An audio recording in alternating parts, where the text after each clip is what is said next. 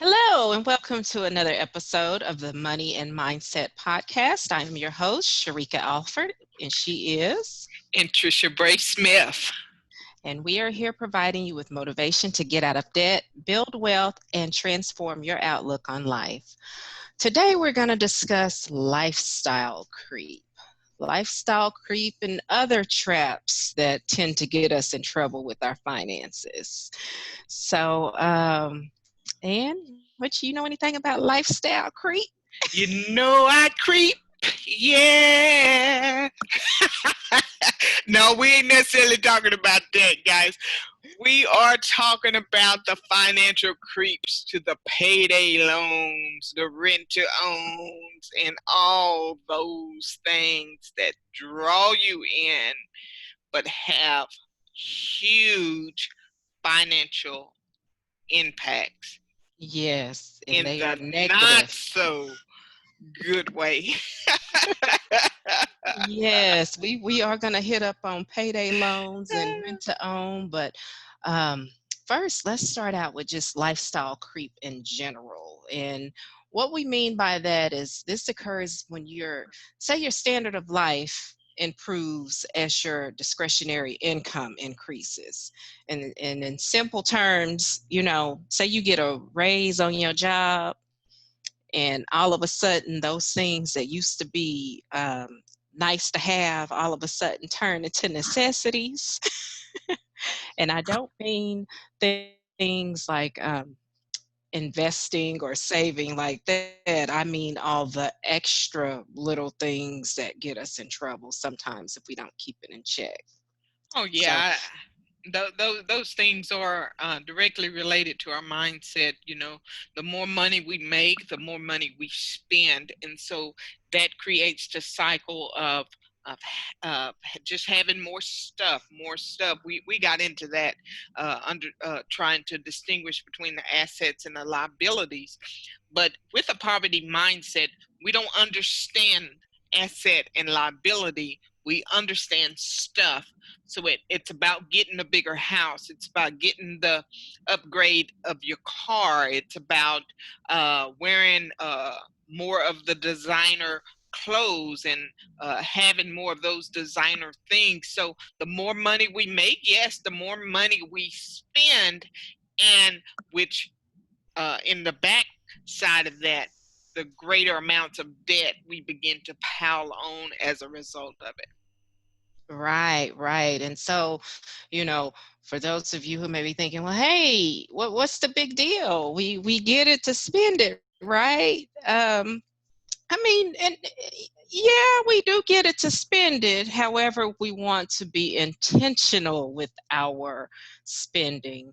And what tends to happen sometimes is, say we get a bump in pay, or not even just a bump in pay. Let's say, for example, you free up extra money because you pay off your car. Like, you pay off your car or some other loan you may have had, and you pay that off. So that brings in extra money. And so, um, you're out living your best life, and you tend to lose sight of the fact that, hey, instead, just because I have this, little bit of extra money, instead of spending it here and spending it there and everywhere, I need to be saving this, because as we know, things change.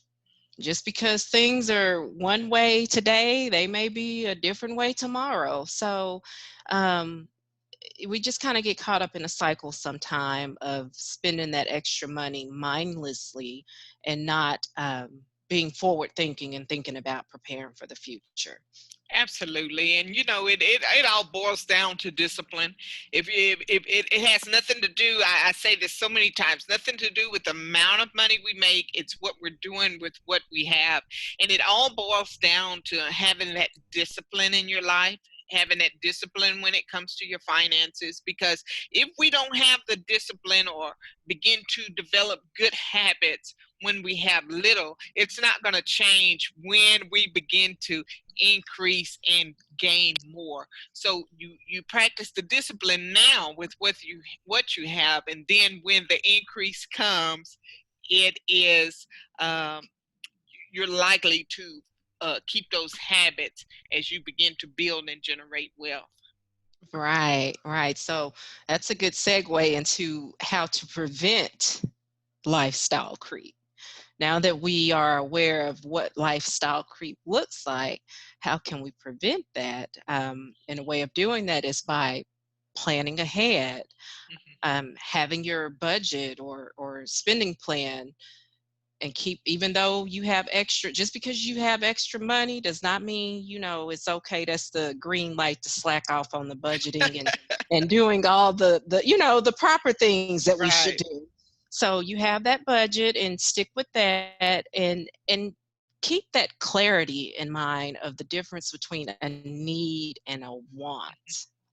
So yeah, that's a big part of it, needs versus wants. For sure, and this is where the discipline comes in at, because um, for so long, if I wanted it, I had to have it right then.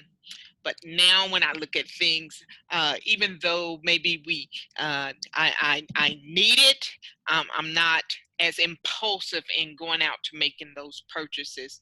So even though maybe the money may be there, I may wait several weeks to build up on what's already there, so that when you make the purchase of the things that you need, you're not exhausting all of your resources. And so many of us, I think, get caught up in that. We need something, but we never consider, do we need it just right here in this moment? What is it going to look like if we wait and build on that for another couple weeks? And Is it really going to make or break um, the fact that we need it, And so some things, can wait. It mhm. may be a need, it may be a necessity, but you don't have to necessarily go out and exhaust all of your finances for making those purchases right now. Right, and that's good. And my book that I've just released, Many Money Lessons for Teens, the little guide that sparks big discussions, that's one of the tips that I put in there, is to have that cooling period. Because you'd be surprised, just by having a cooling period, a couple of things could happen. Either you realize, maybe I don't need or want that after all, or if you still need it, the price may go down. You may be able to catch it on sale. And also, who knows? Somebody, this has happened. A family member, a friend, or someone may just give you that very thing, because it does happen. Hmm. So it's good to have that cooling period, and that have that discipline. And I think that comes with maturity. And when I say Absolutely. maturity, I don't mean just the number and age, but I mean as far as like a behavior and a Hmm. mentality, that maturity. So, guys, Absolutely. if you're just joining us on the Money and Mindset Show, we're talking about lifestyle creep and other traps. Basically, these are things that damage our finances. In addition to lifestyle creep, you have payday loans. This is an area that just gives me heartburn. Just to hear about it.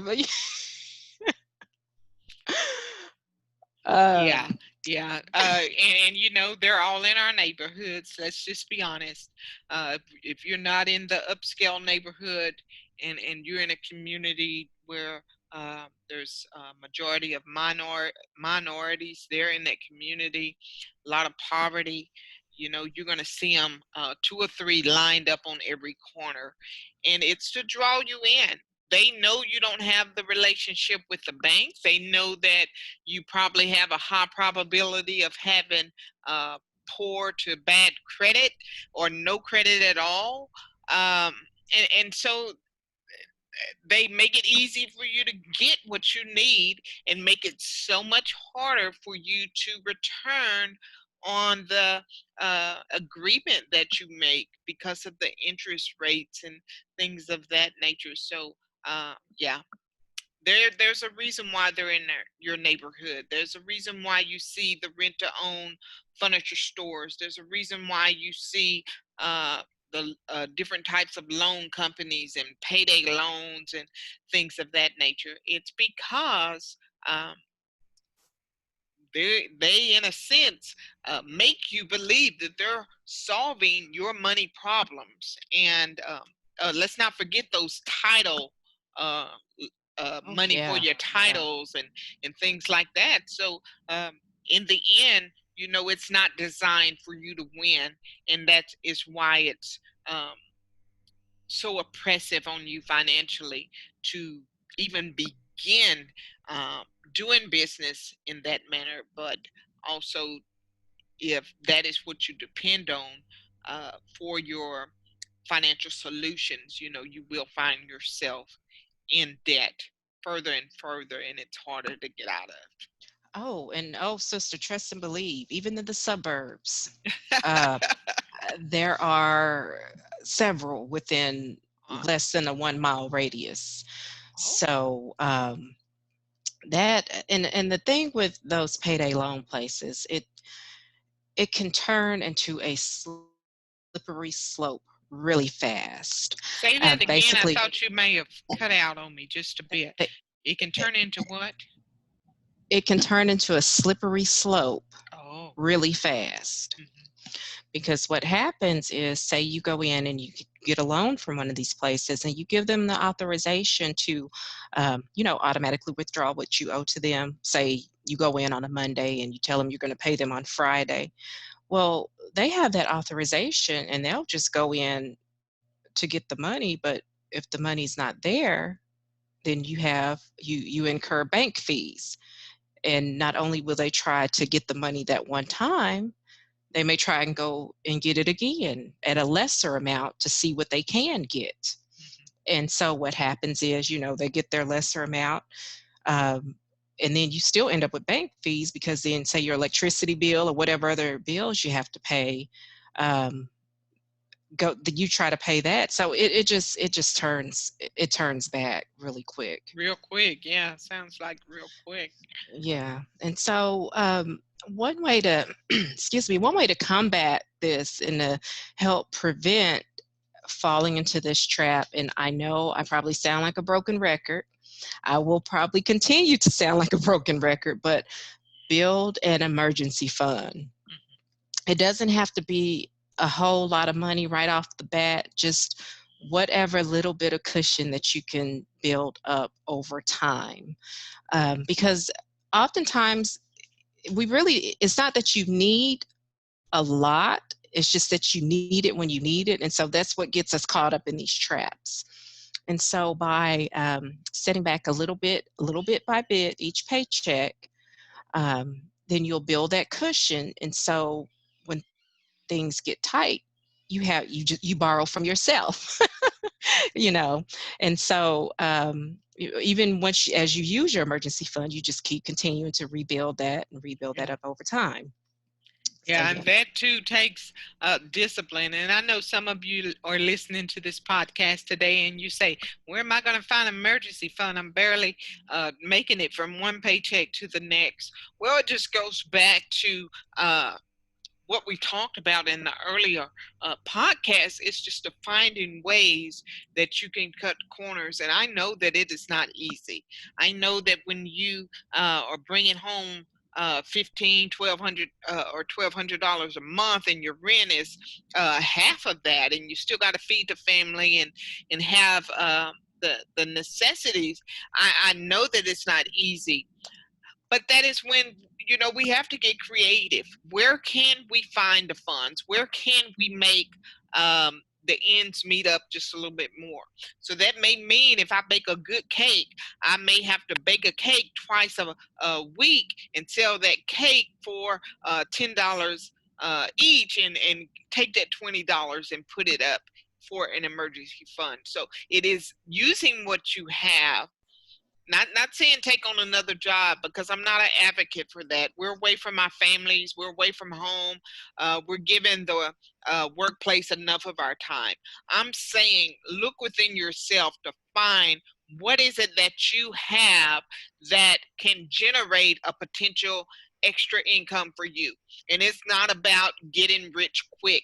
It is about taking those little uh, amounts that you're able to earn and applying it to the areas that you need it most. And if you don't have an emergency fund, that's going to be one of the first places to start, because you've already exhausted the income of your earnings.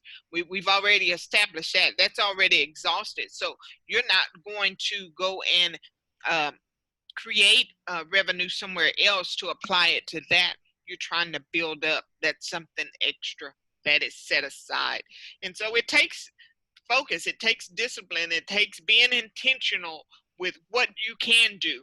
We've already established what you can't. We've already established what's got you in this lifestyle trap, how you got there and how you got sucked in. Now it's time to find the solutions, and that comes with a change in your mindset. And so Right. that's taking what you have, your gifts, your talent, to generate something for you. Yeah, and basically, we change our self-talk from "I can't afford to" basically to "I cannot afford not to." Hmm. And in addition to, you say cut corners and cut back. Well, broken record time again. Have you been tracking your spending? I assure you, our minds, we are good for playing tricks with ourselves. Hmm. Um, you could say, "Oh, how much did you spend on things that you didn't need last month?" And you say, "Oh, I didn't spend that much, maybe $20. I don't spend that much." Well, you know, if you actually track, go ahead and let me challenge you. I challenge you to pull the last 3 months bank statements, the last 3 months credit card statements. Go down through there and compare your necessities to your wants. And if it's a cash withdrawal, go ahead and put it in the want category because you don't even give an account to what you did with that. So who knows? So, but yes, we have to really look at what, how we're handling our finances. Hmm. So, and you touched on something. You mentioned the rent to own places. Um, that's another trap. And it kind of falls into the line of the lifestyle creep. Say Hmm. we get a raise on the job or get a better job, we move into a bigger home. And then, well, I got a nice new house. My old furniture is not good enough for my new house. I want some new furniture. And I want all the furniture today, knowing I cannot afford a couch at the moment because I just closed on the house. So Yeah. what do I do? Go to the rent to own place. And let me just tell you, um, if you do the math, if you add up those easy biweekly payments of 19.99 for 1,000 years, trust me, if we just had a little bit more patience and discipline and build up to the point, we would pay a lot less by just saving and purchasing those items, bit by bit. Hmm. Absolutely. Um, Either that or, um, I don't see the need for buying the things we can't afford. And I know it's a mentality. You wanting to have something nice, but I'm at that point now to where uh, there are people who uh, give and donate their nice items to your local thrift shop, your local Goodwill. And so you get those nice things that you're looking for a fraction of the cost that you would anyway. Something that they barely used, because they were in a position to where maybe they could upgrade or could afford to do that. So why go out and dig yourself in a bigger financial um, ditch than just visit your local thrift store?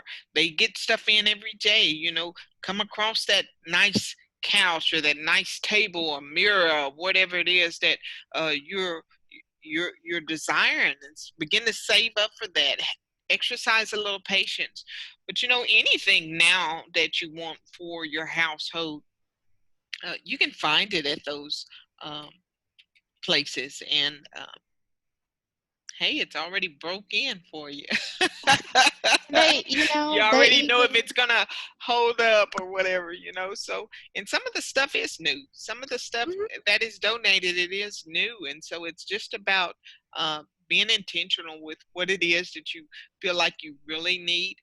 Uh, I mean, if I'm in debt, if I'm struggling making it from uh, paycheck to paycheck, I'm not running out to grab no furniture to impress somebody who um, is probably in debt themselves, trying to impress you. So why fall for that trap? I'm sitting here in my house. I've been here with my husband almost 10 years now, and I've never bought a piece of furniture uh, for my living room or for my kitchen. You know, and it's because I've never felt like I've been at that place financially to where I could afford that.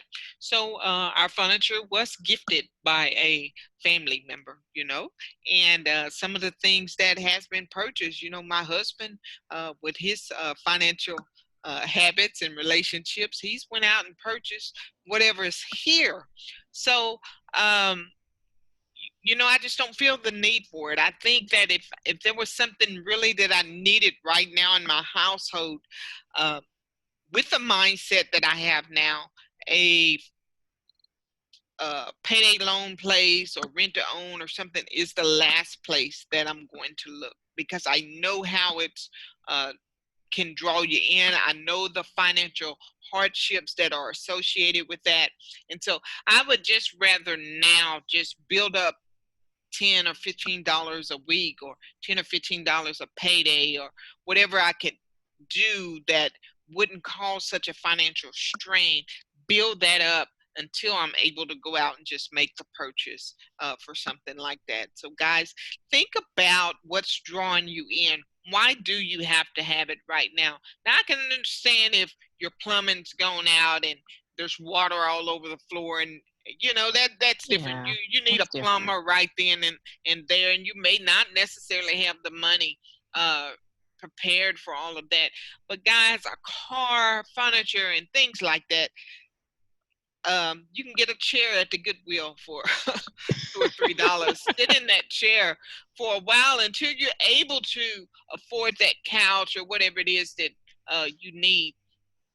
Go to the library, utilize those places like that to where you can go and sit and have that uh, extra heat and things like that that you need, that you are exhausting unnecessarily.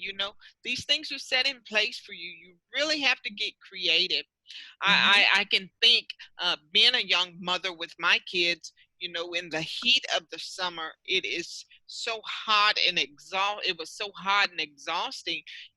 I couldn't go out and afford to pay those high electric bills and cooling systems and things like that. So we spent the heat of the day in the library, so they're able to read, they're able to have that cool air. They're Hmm. cool, they're satisfied. There's so many things that our library has now, and I know with the pandemic things have changed, but they're still open, some of them, and they still have uh, resources for you to enjoy, comfortable seating, air conditioning, and things like that. you know that's there for you. You pay for it We pay anyway. for it, right? Tax dollars. You pay for it anyway. So take your electronic devices and whatever, and go and have a seat, and just think about what we're doing. We have our units running all day and night. A big part of the day, no one is even there. We never think to adjust that. And so we've exhausted all this. We're building up these bills. The payday has come, and we don't have enough to make our ends meet. So the first place we run is to the title loans and the payday loans and the rent to owns and things like that. So just be wise in thinking and being aware of why it is you do what you do to get you caught up in those lifestyle creeps. Yeah, yeah. And audience, we'd like to hear from you. If you have any comments, you want to share what you do to avoid falling into these traps, or if you can think of some other traps, email us at moneymindset at transformu, the letter U, broadcast.com. Again, that's money mindset at transformubroadcast.com. And this will also be included down in the show notes. So, yeah, we'd like to hear from you. If you're just joining us, we're talking about lifestyle creep and other traps. We've discussed what lifestyle creep looks like and the dangers of payday loans and rent to own companies utilizing those. So, um, one thing I also like to share for for my online shoppers, people that love to shop online, just in case you didn't know, Goodwill, you can also shop Goodwill online. And I am married to a savvy shopper, which I've mentioned before. And let me just tell you, in our home, maybe if you walk in our home, you will probably see maybe two items maybe that were purchased brand new from a retail location. So, and of course, if you come in, you wouldn't notice that unless we told you, but I'm just saying, don't um if you like to shop, need to shop, whatever the case may be, just don't run out and pay full retail price at the mall or wherever. Consider some other options. Absolutely. Do you have anything else to add on this? I think we've pretty much beat this horse right here. All right, guys, you are listening to the Money and Mindset podcast. I am Anntricia Bray Smith. And I'm Sharika Alford. Until next time.